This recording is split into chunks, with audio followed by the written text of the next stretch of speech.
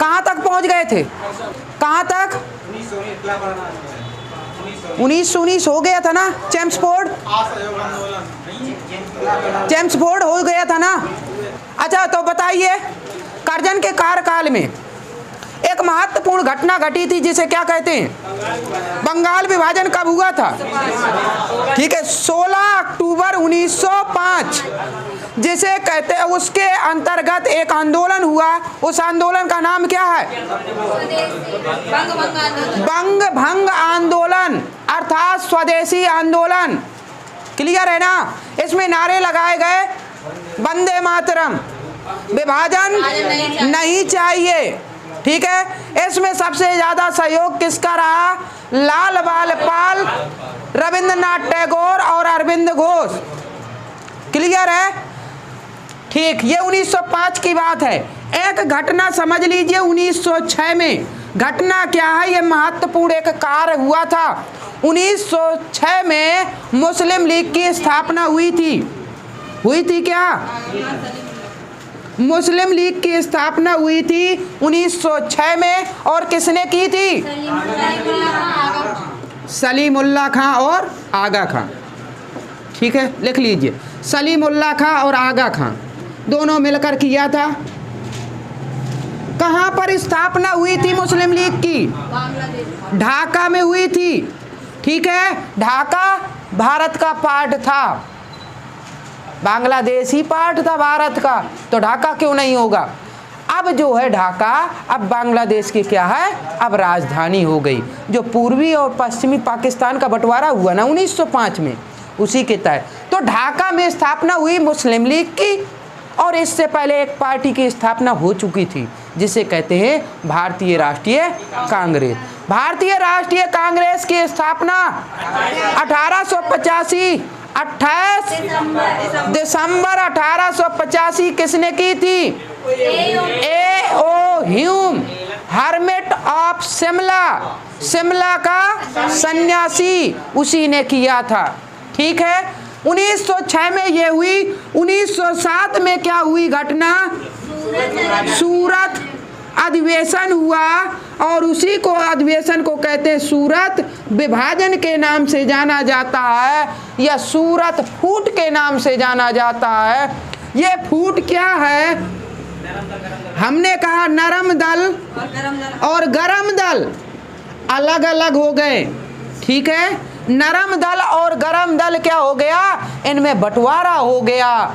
ठीक है, क्यों? क्योंकि बंगाल विभाजन हुआ था और इसमें जो गरम दल के नेता थे वो कहने लगे ये बेकार है, हम कब तक आराम आराम से कहें। इस वजह से, और इनका जो खून था ना उसमें उबाल था, तो गरम दल वाले कहने लगे ये सही नहीं है और नरम दल वाले कह रहे अरे सही है ना। ये सब नरम दल के कुछ लोग थे जिनके प्रमुख नाम आते हैं, बताइए कौन है वो? जैसे हमारे एक दादा भाई नौरोजी थे,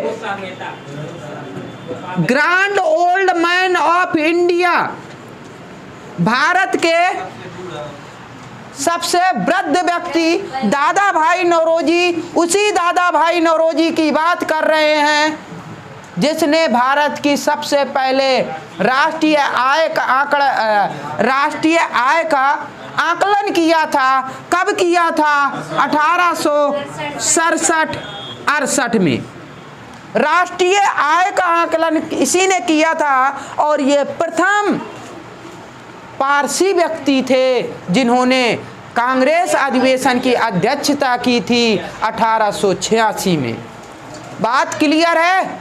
ठीक है, इनकी एक पुस्तक है, कौन सी? ठीक है, poverty and un-British rule in India, ये इनकी पुस्तक है। और इन्होंने कहा कि भारत का धन भारत से बाहर जा रहा है, बहिर्गमन हो रहा है, ये इन्होंने कहा था।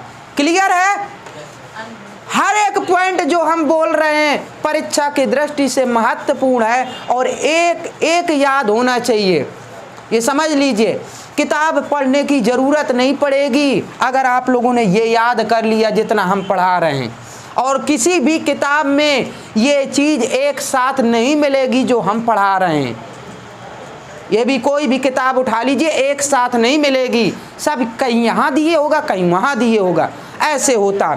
ठीक है, तो दादा भाई नौरोजी के साथ में और कौन थे? फिरोज शाह मेहता, ये भी नाम आता है, फिरोज शाह मेहता। ठीक है, और एक नाम आता है, ठीक है बताते हैं, और गोपाल कृष्ण गोखले, गोपाल कृष्ण गोखले लिख लीजिए इसे भी। अच्छा, गोखले के बारे में जानते हैं ना, उसी गोखले की बात है जिन्होंने बाद में अभी आगे चलकर गांधी जी को कहा कि घूम लो भारत, पता चल जाएगा क्या स्थिति है। ठीक, हाँ, तो गोपाल कृष्ण गोखले तो गुरु हैं किसके? गांधी जी के गुरु। पूछा जाता है कि गांधी जी के गुरु कौन हुए? हमने कहा गोपाल कृष्ण गोखले हुए। तो गोखले के गुरु महादेव गोविंद रानाडे, जिसे एम.जी. रानाडे बोला जाता है। क्लियर है बात? कोई दिक्कत हो तो बताइए। तो महाराष्ट्र के सुकरात किसे कहा जाता है? क्लियर है? तो आप लिख सकते हैं जो भी हो, हमें खुद नहीं है पता कौन है महाराष्ट्र के सुकरात। क्लियर है ना? बिल्कुल सही है, वही है। ठीक है, तो गांधी जी के गुरु गोपाल कृष्ण गोखले, इनके गुरु एम.जी. रानाडे। पूछा जाता है महाराष्ट्र के सुकरात कौन है? एम.जी. रानाडे हैं, आता है एग्जाम में। ठीक है, तो ये हो गया। आगे बढ़ते हैं। हमने कहा गरम दल में आते हैं। गरम दल में हुए R.N. टैगोर, जिन्हें कहते हैं रविंद्रनाथ टैगोर। ठीक है, दूसरे हैं अरविंद घोष, दूसरे हैं अरविंद घोष, और तीसरे हमने कहा अब कर देते हैं लाला पाल, लाला लाजपत राय, लाला लाजपत राय, और फिर बाल गंगाधर तिलक, बाल गंगाधर तिलक, और विपिन चंद्र पाल। लिख लीजिए विपिन चंद्र पाल। रविंद्रनाथ टैगोर, अरविंद घोष, लाला लाजपत राय, बाल गंगाधर तिलक और विपिन चंद्र पाल, ये कविताओं के माध्यम से, अपने लेखों के माध्यम से बंगाल विभाजन का विरोध कर रहे थे। वहीं लाला लाजपत राय, बाल गंगाधर तिलक, विपिन चंद्र पाल ऐसे कर रहे थे। समाज में इनके समाज में बहुत अच्छी पकड़ थी लाल बाल पाल की, और पूरे भारत में प्रचार करने का इन्हीं को श्रेय जाता है। उत्तर की ओर, उत्तर पश्चिम में ये थे, छाए थे लाला लाजपत राय। वही लाला लाजपत राय जो साइमन कमीशन का विरोध करते हुए लाठी खाने से, लाठी के प्रहार से घायल हुए और ठीक है मृत्यु को प्राप्त हुए। ठीक है, इन्होंने कुर्बानी दी। कब? 1928 में। आगे देखेंगे साइमन कमीशन आया था ना भारत, 3 फरवरी 1928 को आया था साइमन कमीशन। साइमन कमीशन को व्हाइट कमीशन भी कहा जाता है। क्यों व्हाइट कमीशन? क्योंकि इस साइमन कमीशन में कोई भी भारतीय सदस्य नहीं थे, इस वजह से व्हाइट कमीशन के नाम से जाना जाता है। और भारतीय न होने की वजह से इनका विरोध हुआ था। साइमन कमीशन क्यों आया भारत? क्योंकि 1919 का जो भारत शासन अधिनियम था, या कह सकते हैं मॉन्टेगू चेम्सफोर्ड सुधार की जांच के लिए साइमन कमीशन की नियुक्ति हुई थी। ठीक है, अब जब यहाँ शासन चला रहे हैं, अधिनियम चला रहे हैं, अब भारतीय कोई है नहीं, तो कैसे पता चलेगा कि सही है कानून की गलत है? इस वजह से जांच के लिए आया था, और यह भारतीय न होने की वजह से विरोध हुआ था। ये हो गए लाला लाजपत राय। बाल गंगाधर तिलक, बाल गंगाधर तिलक महाराष्ट्र और गुजरात में नेतृत्व निभा रहे थे और विरोध कर रहे थे कि बंगाल विभाजन जो हुआ ये गलत हुआ। ठीक है, और वही बाल गंगाधर तिलक है जिनकी 2 पत्रिकाएं हैं, केसरी और मराठा हैं। मराठा तो इंग्लिश में है और केसरी मराठी में है। वही बाल गंगाधर तिलक है जिन्होंने होम रूल आंदोलन 1916 में चलाया था, सबसे पहले चलाया होम रूल आंदोलन 1916 में। इसके बाद एनी बेसेंट ने चलाया था। और वही बाल गंगाधर तिलक है जिन्हें वैलेंटाइन सिरोल ने क्या कहा कि भारत में कोई अशांति का जनक है तो वो है बाल गंगाधर तिलक। तो इन्होंने क्या किया, सीधे लंदन जाकर सीधे केस कर दिया वैलेंटाइन सिरोल के ऊपर। ठीक है, आगे चलकर निर्धारण ये वापस आए और इसके बाद निर्धारण किया कि अब नागपुर अधिवेशन हुआ और इन्होंने किया क्या कि अब क्या होना चाहिए, असहयोग आंदोलन, एक बड़ा सा आंदोलन, जन आंदोलन स्टार्ट करना चाहिए। तो ये प्रमुख व्यक्ति थे बाल गंगाधर तिलक। इन्होंने कहा निर्धारित की डेट कि 1 अगस्त 1920 को असहयोग आंदोलन स्टार्ट होगा, लेकिन किस्मत के ये धनी नहीं थे और 1 अगस्त को ही इनकी मृत्यु हो गई, निपट गए ये। और इस वजह से क्या हुआ, असमंजस में पड़ गए सभी लोग। क्या कहा गांधी जी ने, ये ऐसा नहीं कहा था शोक मनाया, ये तो जब स्वतंत्र हुआ था भारत का। ठीक, चलिए तो कोई बात और कुछ कोई प्रॉब्लम हो तो बता दीजिए जहां ना समझ में आए। ठीक है, चल रहे हैं आगे। ठीक है, तो असमंजस में पड़ गए सभी लोग कि बाल गंगाधर तिलक जी तो निपट गए, अब कैसे आंदोलन चलाए। उन्होंने कहा ऐसा है, जो निपट गए सो निपट गए, आंदोलन चलेगा तो चलेगा। और 1 अगस्त 1920 को असहयोग आंदोलन चला दिया गया। ठीक है, वो बात की बात है, देखेंगे जब ठीक है, अभी बताए दे रहा। 1920 में असहयोग आंदोलन चला, लेकिन 4 फरवरी 1922 में एक घटना घट गई। एक स्थान है चौरी चौरा नामक एक स्थान, वहां पर थाने में क्या कर दिया गया, आग लगा दी गई और जिसमें से 21 या 22 पुलिस के साथ एक थाना अध्यक्ष यानी दरोगा समेत जिंदा जला दिए गए। और इस घटना से आहत होकर गांधी जी ने क्या किया, अपना असहयोग आंदोलन वापस ले लिया। क्लियर है, इसमें अगर कोई डाउट हो तो बताइए। कब वापस लिया, आता है एग्जाम में। हमने कहा 11 फरवरी 1922 को इन्होंने अपना आंदोलन वापस ले लिया। 4 फरवरी की बात है, किताब में मिलता है 5 फरवरी। घटना घटी 4 फरवरी को, समाचार में आया 5 फरवरी को। डेट आ जाती है कि 5 फरवरी की घटना नहीं, 4 फरवरी की घटना। तो ये तो पता होगा क्यों इन्होंने थाने में आग लगाई। हमने कहा सहयोग आंदोलन चल रहा था और यहाँ जो पुलिस वाले थे ये इन्हें जाने नहीं दे रहे थे और इनके ऊपर हाथापाई करने लगे पुलिस वाले। अब जो आंदोलनकारी होता है तो गुस्सा तो होते ही है, उग्रवादी रूप ले लेते हैं और मारते का मारते हैं और सीधे जिंदा जला देते हैं। ठीक है, ठीक किया था, नहीं सही किया था, ऐसा करना भी चाहिए। ठीक है, आगे बढ़े।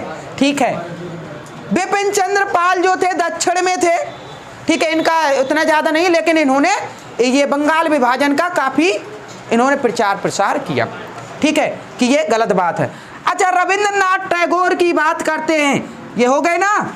रविंद्रनाथ टैगोर की बात करते हैं, ये कौन है रविंद्रनाथ टैगोर। हमने कहा वही है जिन्होंने जनगण मन लिखा था और ये गाया गया 1911 में। कलकत्ता अधिवेशन हुआ 1911 में और कलकत्ता अधिवेशन की अध्यक्षता कौन कर रहे थे 11 में, पंडित बिशन नारायण कर रहे थे। लिखते जाइए जितना हम बोलते जाएं। ठीक है, 19 अब इनके बारे में बता रहे हैं। 1911 में, ठीक है, कलकत्ता में अधिवेशन हुआ था और पंडित बिशन नारायण क्या थे, पंडित बिशन नारायण अध्यक्ष थे उस समय कांग्रेस अधिवेशन के। और इन्हीं के इसी कोलकाता अधिवेशन में क्या गाया गया था, जनगण मन गाया गया था, जनगण मन। आपको आता तो होगा ना। ठीक है, तो जनगण मन क्या है, हमारा राष्ट्रीय गान है। और इसी राष्ट्रीय गान, ये जो राष्ट्रीय गान गाया गया था ना, वो जॉर्ज पंचम के स्वागत में गाया गया था। याद रखिए 1911 में जॉर्ज पंचम आए हुए थे गेरा में, मैरी भी उनकी साथ में आई थी।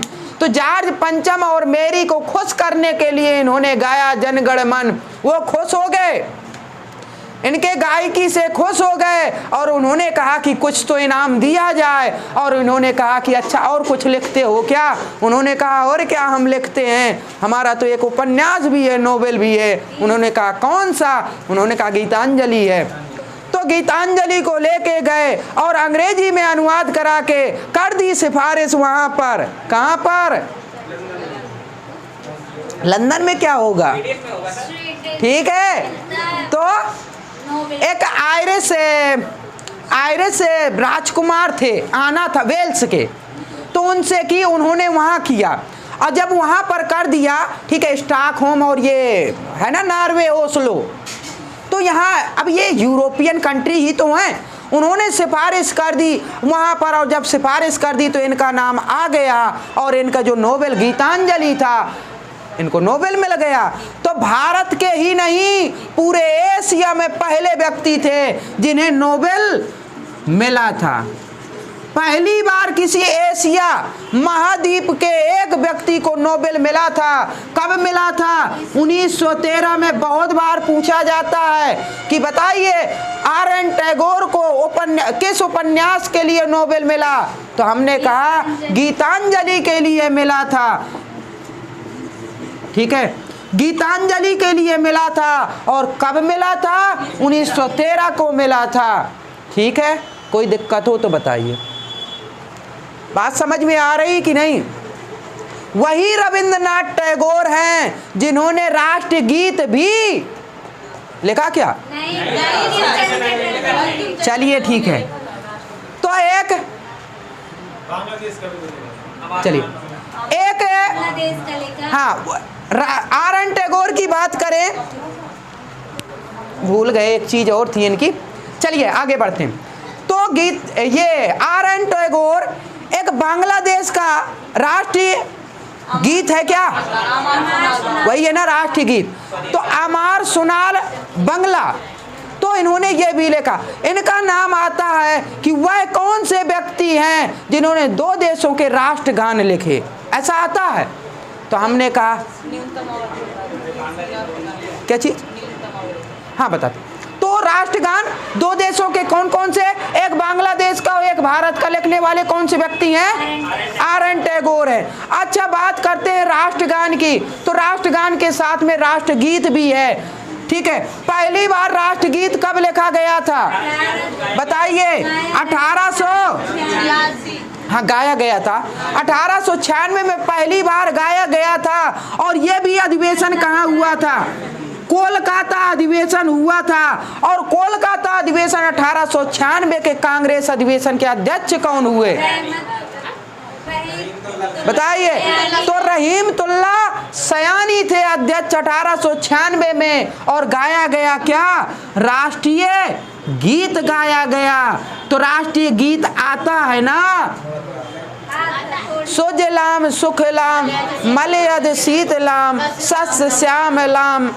ठीक है, मातरम वंदे मातरम, जो भी है ऐसा ही है। ठीक है, तो ये है हमारा राष्ट्रीय गीत। 1896 में पहली बार गाया गया था। इसकी अध्यक्षता कर रहे थे कोलकाता अधिवेशन की रहीमतुल्ला सयानी। राष्ट्रीय गीत आता तो नहीं है आप लोगों को, ये निश्चित है। कम से कम ये बता सकते हैं आता है क्या? 2 लाइन आता है। जितना हमें आता है इसके अलावा आता है?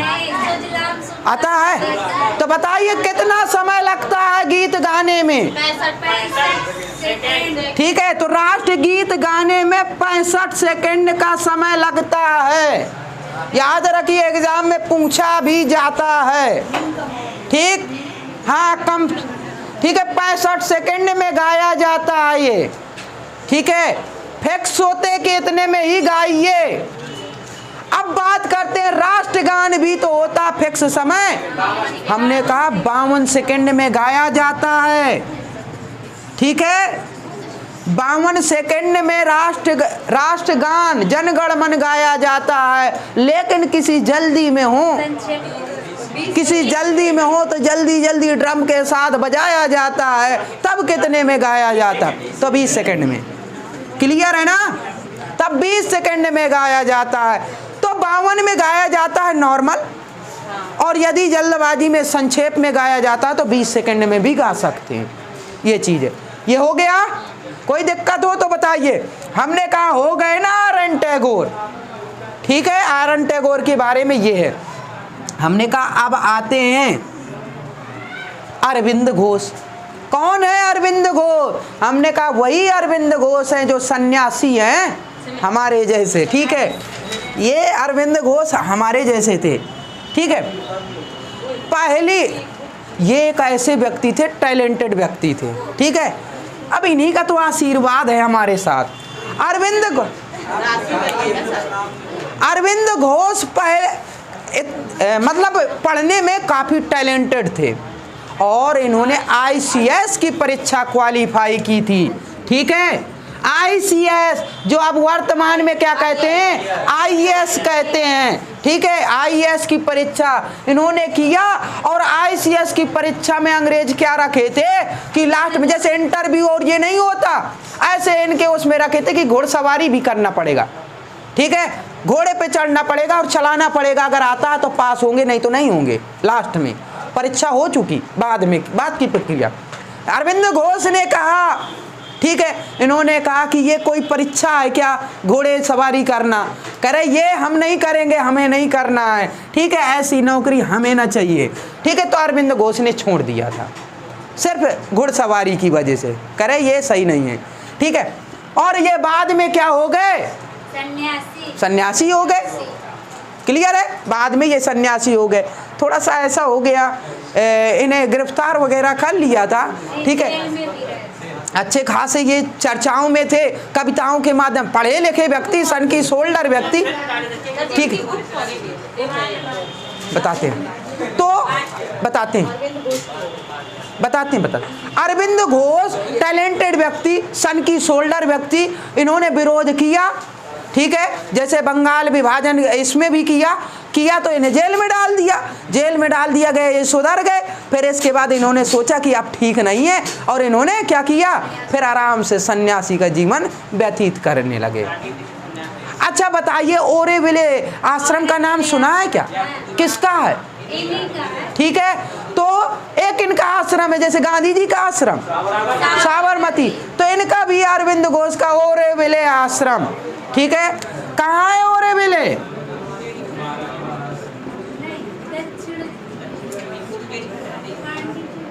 ओरेविले आश्रम, अरे भाई पांडिचेरी में नहीं है क्या? पांडिचेरी, ठीक है। तो अरविंद घोष ओरेविले आश्रम इन्होंने बनाया।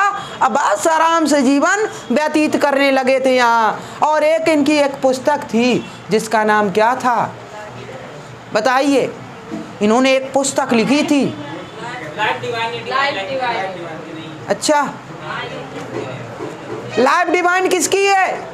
एक दांते की है। वो डिवाइन कॉमेडी, वो डिवाइन कॉमेडी है। Divine life Rajendra Prasad, life divine Arvind Ghosh, ठीक है। लाइफ को डिवाइन कर दीजिए अरविंद घोष।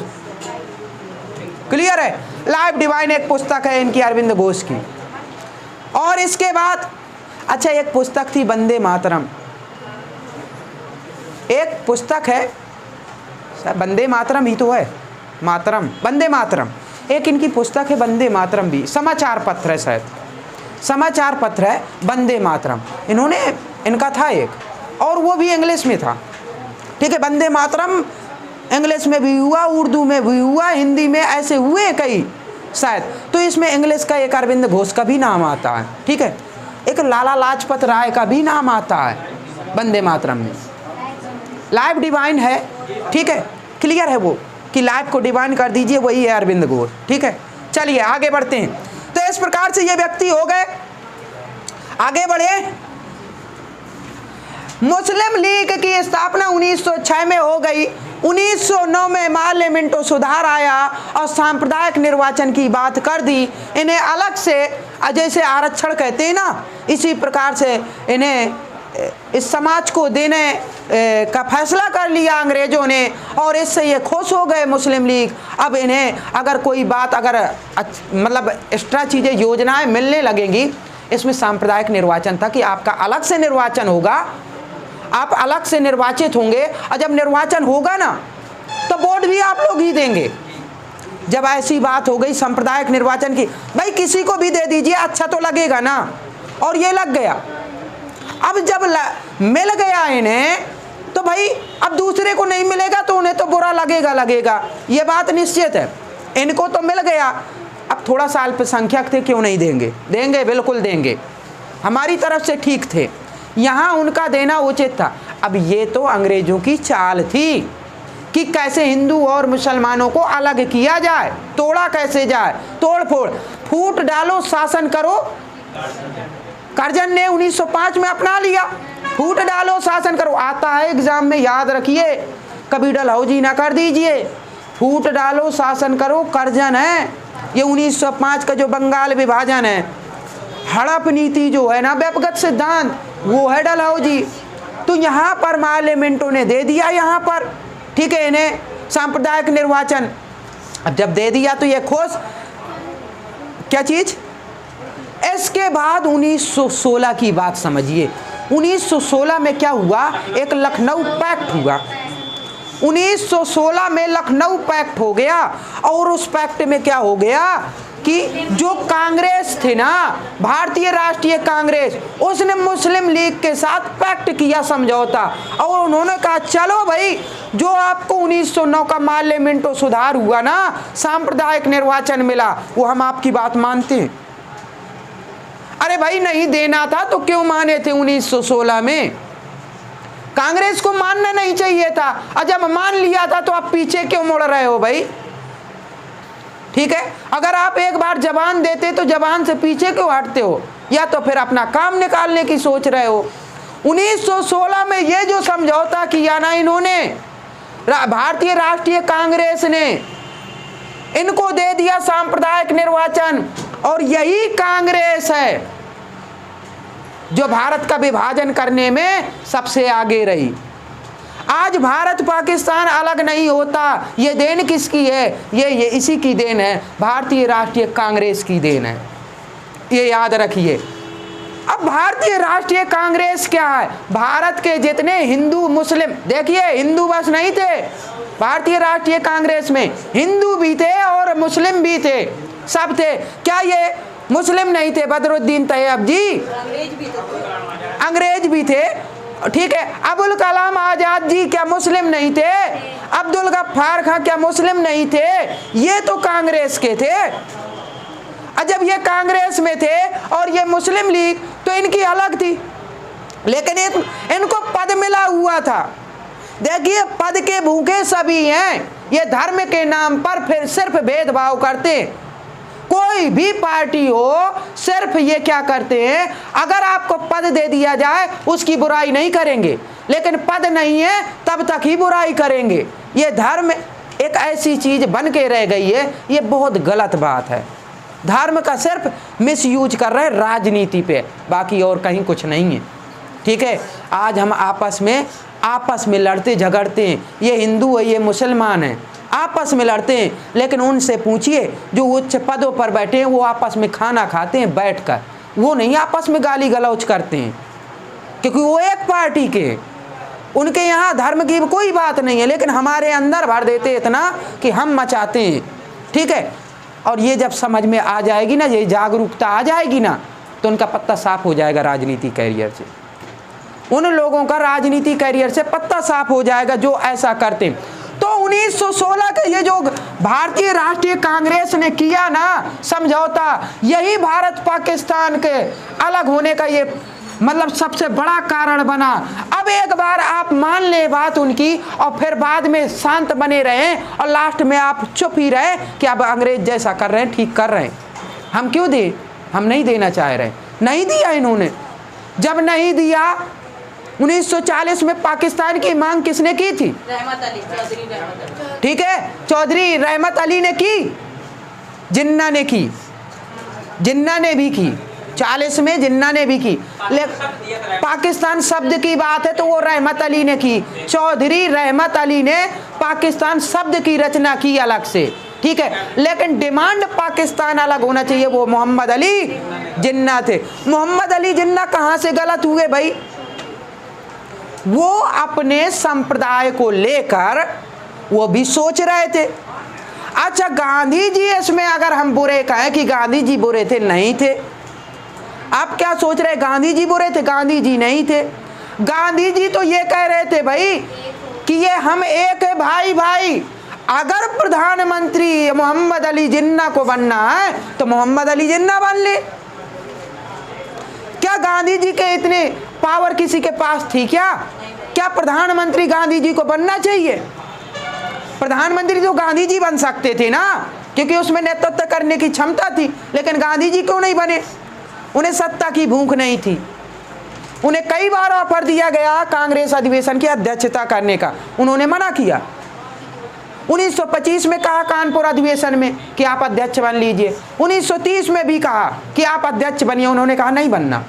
वो बात अलग है कि किसी को लड़ा दिया, बेचारे वो हार गए, पट्टाभी सीतारामैया। 1939 की बात है, 1939 में एक चुनाव हुआ, पट्टाभी सीतारामैया बेचारे हार गए गांधी जी की तरफ से। और सुभाष चंद्र बोस कद्दावर नेता थे। ठीक है, कद्दावर नेता थे सुभाष चंद्र बोस जी, और उनके सामने सीतारामैया को लड़ा दिया। अरे खुद लड़ते तो कहीं तक देखा जाता, गांधी जी खुद लड़ते तो एक अलग बात थी। लेकिन आदर बहुत करते थे सुभाष चंद्र बोस, गांधी जी का बहुत सम्मान करते थे। ऐसा नहीं, इतना होने के बावजूद फिर बाद में कहा कि हमारे राष्ट्रपिता किसने कहा? सुभाष चंद्र बोस ने ही कहा। इतना होने के बावजूद इस्तीफा दे के गए और बाद में इन्होंने कहा। ठीक है, तो आज के लिए काफ़ी है, टाइम काफ़ी हो गया है।